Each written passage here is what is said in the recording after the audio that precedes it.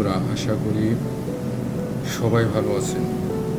আপনারা অনেকেই জানতে চেয়েছেন বর্তমানে বাংলাদেশ থেকে মালয়েশিয়া গেলে কোন কাজে বেতন বেশি এবং কোন কাজটা করা সহজ হবে। আজকের ভিডিওতে আমি সেরা 4টি কাজের কথা বলবো, তাই ভিডিওটি শেষ পর্যন্ত দেখুন। প্রথম যে কাজের কথা বলবো কনস্ট্রাকশন বা নির্মাণ খাত।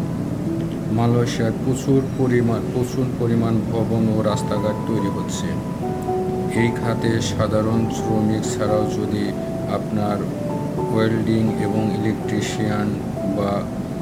ইলেকট্রিশিয়ানের কাজ জানা থাকে তবে বেতন বেশ ভালো পাওয়া যায়।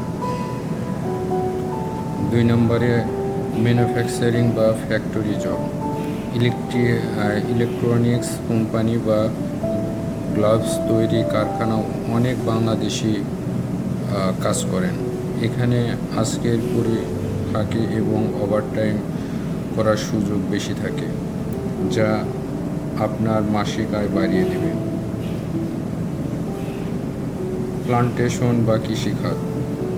অয়েল বাগান এবং সবজি খামারে কাজের প্রচুর চাহিদা রয়েছে, তবে মনে রাখবেন এই কাজগুলো খোলা আকাশের নিচে রোদে করতে হয় এবং বেশ পরিশ্রমের। যারা কঠোর পরিশ্রম করতে পারেন তাদের জন্য এটি ভালো। নাম্বার, যদি আপনাদের ইংরেজি বা মালয় ভাষা সাধারণ কথা বলতে দক্ষতা থাকে তবে আপনি রেস্টুরেন্ট বা সুপার শপে কাজ করতে পারেন।